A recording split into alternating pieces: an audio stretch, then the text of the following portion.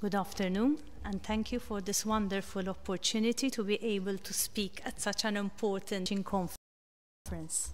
As you know, Malta is a very small island in the middle of the Mediterranean, so I really feel like the novice among a lot of professionals, but my aim is one, to share with you what we have done so far and what our challenges are.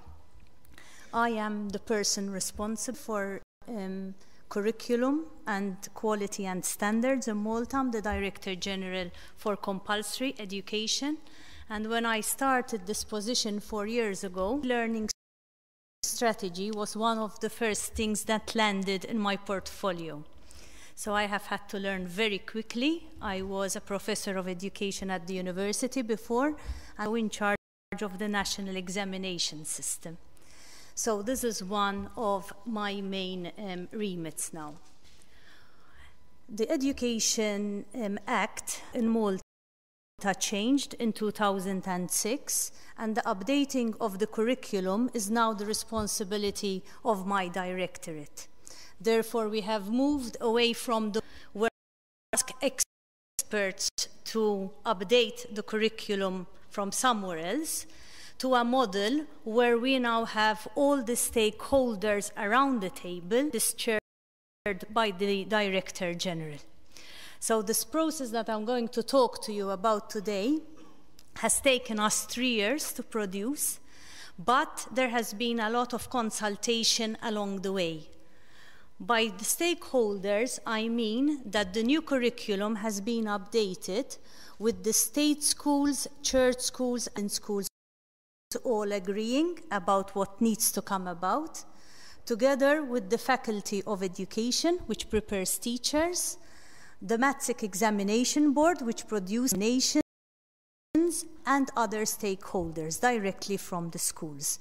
So as you can imagine, we've had a lot of discussions, and then it was my job as the chair to put discussions together and actually produce the draft of the new updated framework. A big job for everyone. So the goals of the new curriculum, we wanted to make sure that students leave school with relevant skills and qualifications, that their education system experience is transformed in a way that becomes more personal. And for us, access to further and higher education is a big issue because so far we have the highest rate of early school leavers. This is the result of many things, mostly of all because we had a very selective system that dropped students on the way and focused on the make it. And that is changing.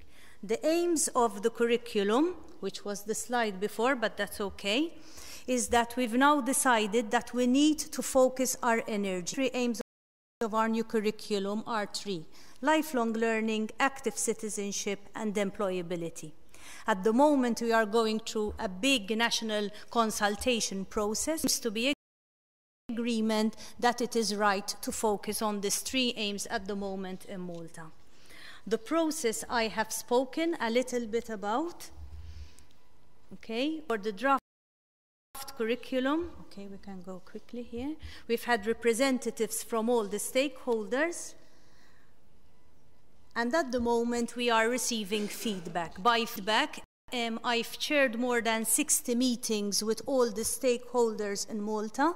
Phase 2 now starts where we actually work in schools with parents, teachers, and we've developed a resource for parents and YouTube clips for students to give us feedback on the changes that are being proposed. The document is broken down in 5 bilingual. The same book is in English and in Maltese because both languages are official in Malta. Okay.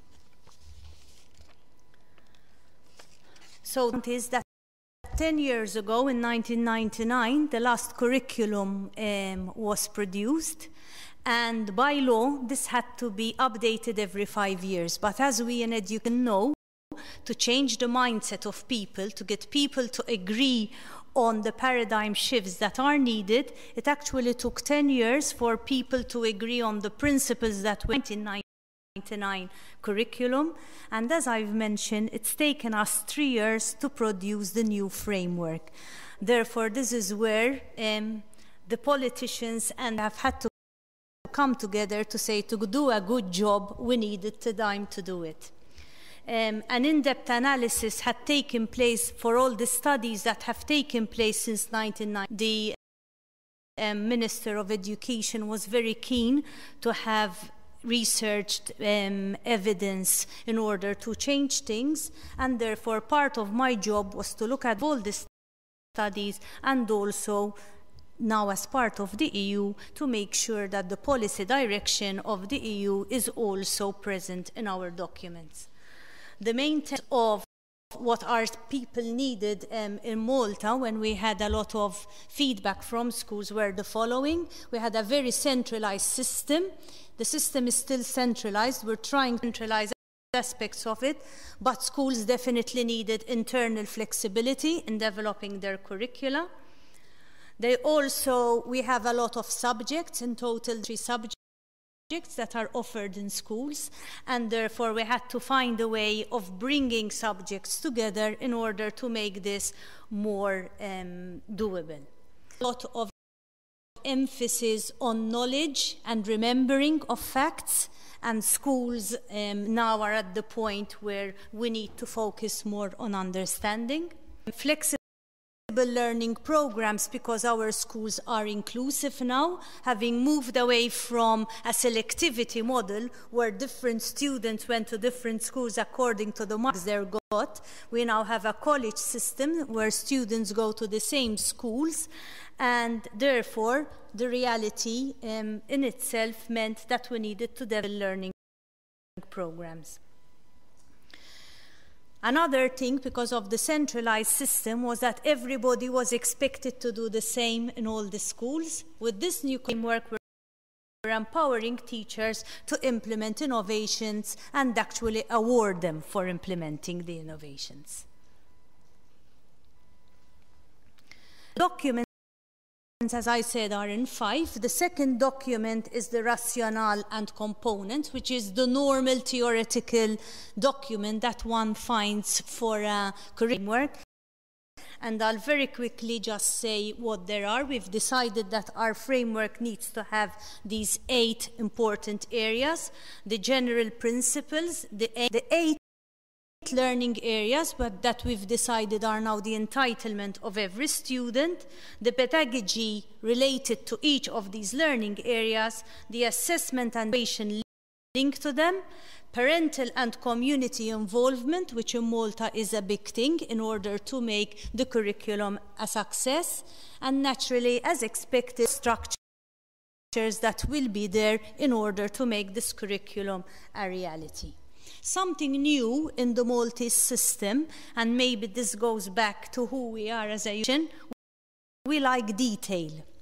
Therefore, what happened in the 99 curriculum is that people agreed on the framework in general, but they had a lot of questions of how will I make this a reality if I'm a primary school teacher, if I'm a secondary school teacher. So we've spent a lot of time after developing the general framework that we've applied it to the 3 important sides. For the first time, we have now the framework applied to the early years, to the primary years, and to the years. So, for example, to give you one small idea, if we talk about flexibility in the time, then we produce models of different timetables where children will get their entitlement, but schools can discuss as a beginning with those models. They can share models. So what we've done at every step of the way is that the new ideas that we're introducing, we've actually given concrete examples of how this could be done. Just choose from them, but to give a basis for practitioners to discuss. So in the early years, we've developed a model that is a bit contrary to what we had before. The focus was always on school leavers. What do we want them to achieve? And then move the model down. This time, we've worked using a very different... We've developed the competencies that we've decided are important for the early years, for very young children. And we've decided that at this stage it is not subjecting areas that are important, but it is these 5 competencies. I see that speakers before me have mentioned this as well. So the most important is the well-being of then the social competencies, learning to live with others, their learning dispositions, the positive attitudes towards learning, communication, which is very important, intellectual competencies that actually are the building blocks that then will be developed in compulsory education. So using those 5 competencies, we came 8 learning areas that we feel are the entitlement of every child. These are modifications of the key competencies in the EU documentation. Those 8 learning areas we can leave up. Okay, we can go on, so I can focus on e-learning. We can go on, that's fine. So in all of those 8 learning areas, we feel 5 cross-curricular themes that must come in. And as you can imagine, e-learning is one of the most prominent ones. Now, this work actually comes together with the, we can go on, with a national strategy that we have. The government has come up with a strategy which has 7 streams, and one of them is using ICT for a better quality of life, and that is where I am working directly with the Ministry of IT. Because there we've developed the National E-Learning Strategy and Action Plan for primary and secondary education. So the nice thing about being multifunctional in a state is that documents produced by the different ministries can have the same people around the table to try and make that document become a reality. That document, we've developed a smart learning strategy, which, as for other countries, now focuses on 3 main areas. In the past, in the 90s, focused generally on infrastructure. So infrastructure was sent to schools, and they just thought that the magic wand would make this infrastructure become a reality. Doing now is that we've decided, like other countries, that we need to focus on the 3 areas. Of course, the infrastructure needs to be there to make certain things a reality, but equally important are the skills and the content. As you can imagine, the infrastructure part is the Ministry of IT. When it comes to skills and content, the leading ministry is education, and most particularly my directorate. So far, when I started 3 years ago, we thought we were very ambitious in producing 1 computer to every 4 students. Of course, as you know, that now is outdated. So the model is being updated to the one-to-one model. Connectivity in schools was a big issue for us. Not all schools had the necessary connectivity to support input of ICT in schools. Through structural funds, we've managed to get interactive whiteboards for every classroom in both primary and secondary. We have a small project so far on the one-to-one. All teachers have their laptops, and we've now also procured the e-learning solution. So I'll use the rest of my time, we can go very quickly through this, of why I was very interested in attending this conference, because my next is now the e-content. We have the infrastructure in place, the solution has been procured, but that is where we are at. We can to the last. We've done that, okay. We can just move to the last slide so I can focus a bit on that. Okay. So we've focused a lot on training.